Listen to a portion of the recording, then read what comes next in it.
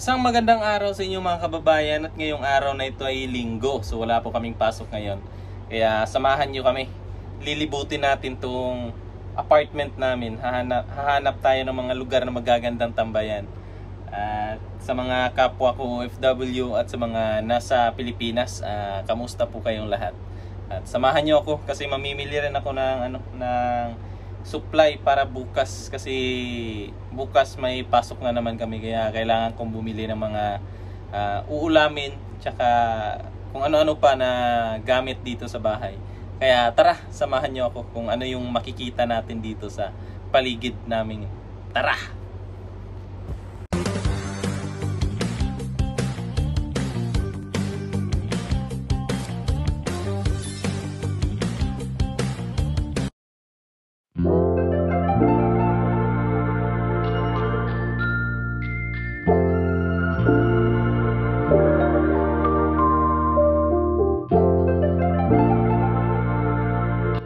Kailangan ko kasing bumili ng ng mantika.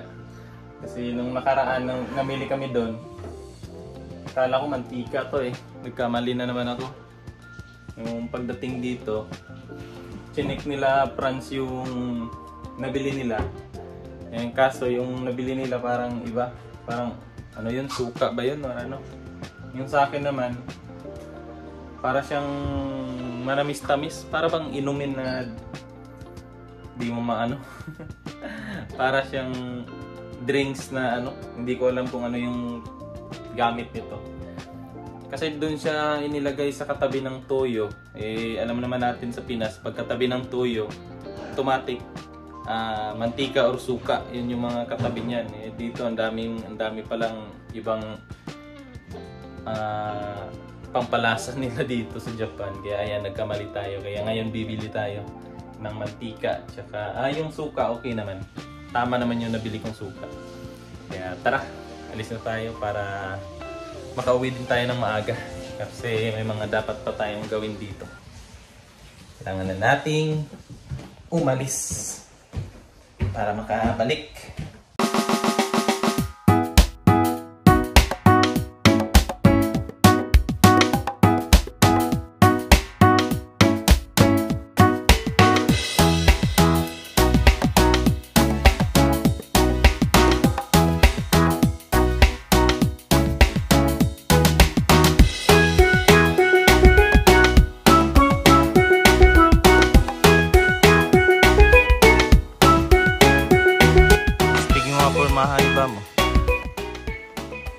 Jersey, baka Pinoy yan. Mga palatandaan dito sa Japan na Pinoy yung nakikita mo. Yan, naka jersey, diba? Yung mga halaman dito. Ito may playground. Ang lapit lang to dahil sa sa apartment namin. Yeah. Ikot-ikot lang kami dito. Papunta sa aming bibilhan ng mga Ang ganda laki ng bato. Dito tayo para maiba naman, malibot natin yung natin, apartment. Yan. Yung mga naglalaro. Lalaro ng yan. Parang soccer. Soccer yata yung nilalaro nila eh. Yung nila dito, yung mga kulay ng mga bahay, parang parang mga candy yung color. Ano ba? Kakaiba yung mga kulay nila. Ang ganda pa ng ng araw ngayon, ng parang kulay ng araw. Ang ganda. Yan, may mga bibisikleta din. Oops, ingat lang sa corner. Baka tayo'y pundol, wag naman. Yan, dyan kami bumibili sa Valor. Lapit lang kasi dito eh. Always left. Oo, always left. Baklang to. Bango gutom ako Andun sa dati naming tinitirhan, medyo malayo-layo yun. Dito malapit lang. may bisikleta pa kami. Ha? Gi. Eto, isa na. May bintahan ng mga, ayan, appliances. Or kung home center. Tsaka may supermarket. So, pinag-ano na nila dito. Kaya hindi ka na mapapagod kung saan ka pupunta. Kasi kadalasan sa store dito sa Japan, hiwa-hiwalay. Malayo yung pupuntahan mo pag bibili ka ng mga ganyan, ganito. Dito medyo malapit lang. Saan tayo? Balot daw. Balot? Oh, dyan tayo supermarket. Supermarket tayo, pre. Oh, dyan. Bibili kayo ng balot? Balot?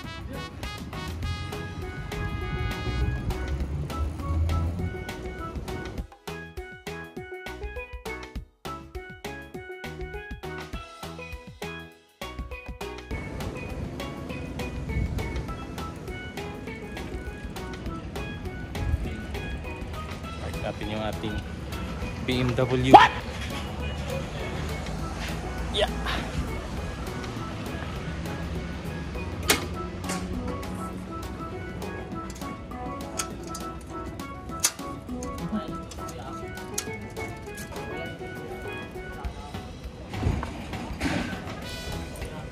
Tara, pasok tayo sa loob. Bibilhin nyo? Kaya kita dapat. Wala. Dito na karaan sa kaya kami. Tara. Yan. Ayun sa labas, oh.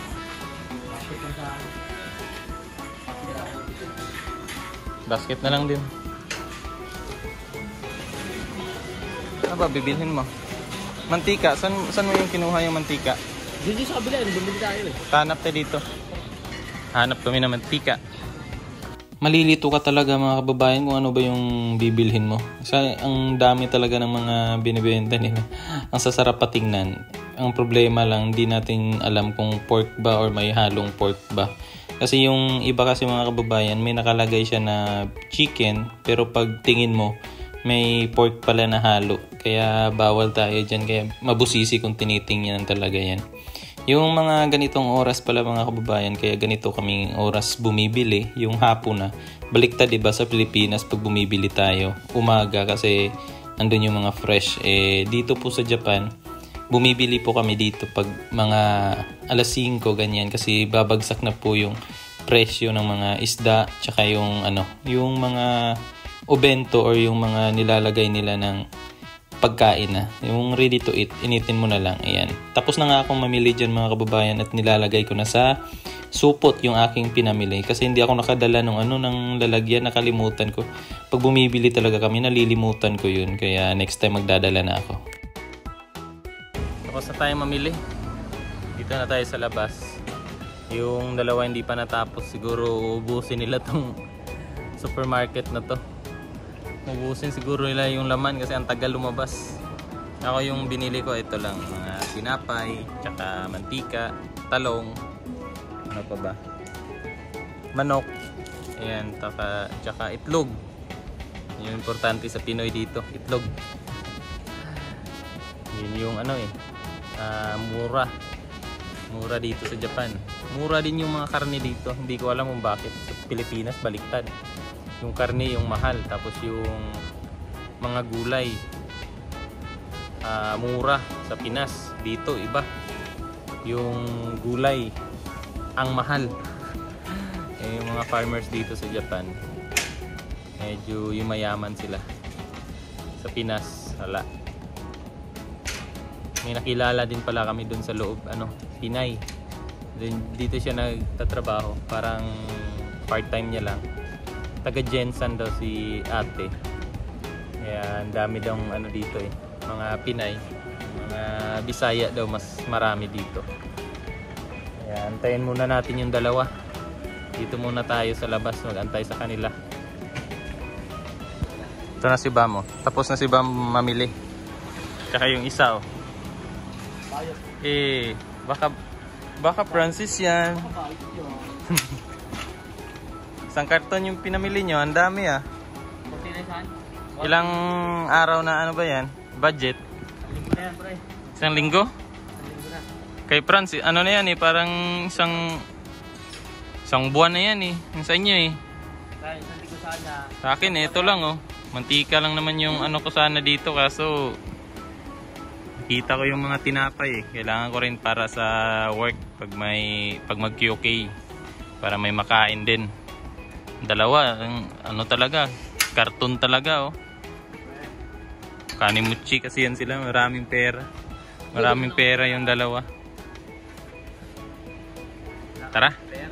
Kambal yung mga bike namin, triplets. Yan, pare-pareho yung kulay. Yan o. Yan.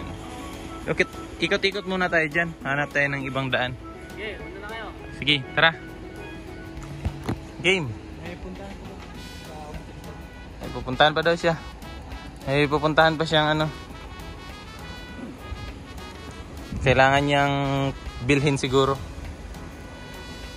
Medyo dimilim na din dito sa Japan. Mga alas 6 na siguro ngayon o alas 7. Alas 7 ng ano, hapon. Dito ang dami ring mga bulaklak dito, ng mga gamit sa bahay. Nauna na kami kay Franz kasi may bibilhin pa daw siya doon. Ewan ko kung ano yung bibilhin niya. Kami ni Bam, nauna na kami. Kasi kailangan pa namin mag-prepare ng hapunan. Kung aantayin namin yun, tagal kami matapos. Diretso muna kami dito sa ano, sa ibang daan para malibot din dito. Yan o, linis no? Linis ng Japan. Grabe, parang ano dito eh, parang subdivision. Subdivision yata ito eh. Oo, ang ganda ng mga bahay. Ito yung mga sinaunang bahay ng mga Hapon. Ganyan, ganyang bubong. Ito yung mga ano na siguro to, mga bago na ganitong style. Ano, may mga ano, mga gulay-gulay. Yun, tahimik. Saka makikitang ano, tahimik talaga. Ay, luma yung ano, van oh. Dati na lang yan, ang ganda oh. Ang ganda eh. Luma yan pre. Pero ano, oo, ang ganda nun.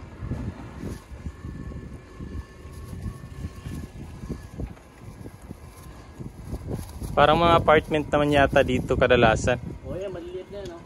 Oo, apartment yan eh. Dito tayo.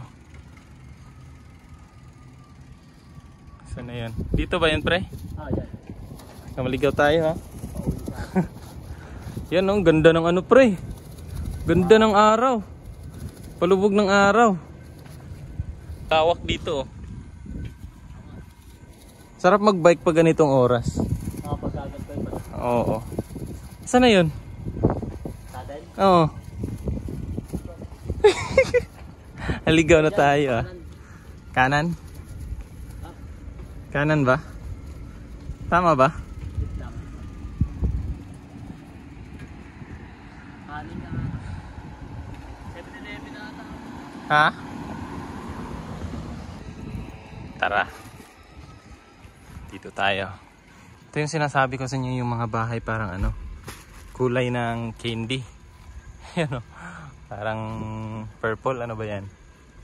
Purple, yan. Tapos yung sa amin naman doon, parang ano, orange na hindi ko alam mo ano. Tapos may iba din, parang blue. Ang ganda ng mga kulay. Ang linis. Ang ganda. Sana ba kami? Umiba kasi kami ng ano eh, dinaanan para makalibot dito. Lawak dito. Lawak. Iba yung ano dito, yung ambience kumpara dun sa bahay na una naming tinirhan, dun sa training center.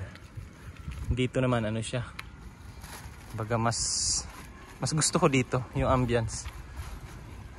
Dun kasi halos wala masyadong ano eh, mas matao dito. Kahit walang tao sa Japan. Kumpara doon, mas matami. Daming ano ah. Daming... Ano ba yan? Insekto ah. Yan, malapit na tayo. Ayan na. Yan na yung apartment namin. Ito yung pala tandaan namin eh. Itong dalawang ano na to. Halaman. Yan, pag-ikot natin. Yan na. Dito na. Anong tawag dito? Bilair? Bilair. Ito yung apartment namin. 2-story. Pero sa taas lang yan. Sa baba iba naman. Yun na, nakakyat na kami. Dito na yung mga pinamili namin. Ngayon magluluto na naman kami. Kaya gutom. Gutom ako sa pagpipidal ng bisikleta. So hanggang dito na lang yung video natin mga kababayan at hanggang sa susunod. Huwag niyo kalimutang mag-subscribe. Bye-bye!